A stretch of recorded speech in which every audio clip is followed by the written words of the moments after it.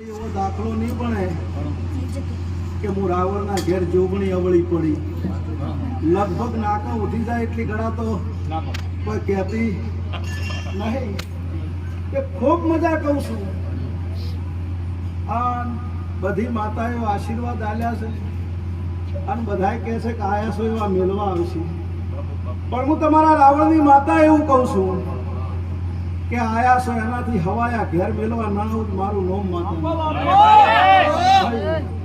પણ 21મી સદી છે, પેનનો જમાનો છે, તે જમાના હંગાત રહેજો એવું હું માતા કહું છું.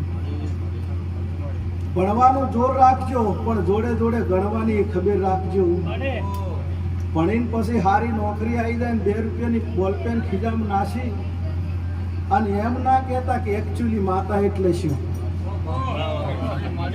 નકે એકચ્યુઅલી વાળા માતા ન વતાડું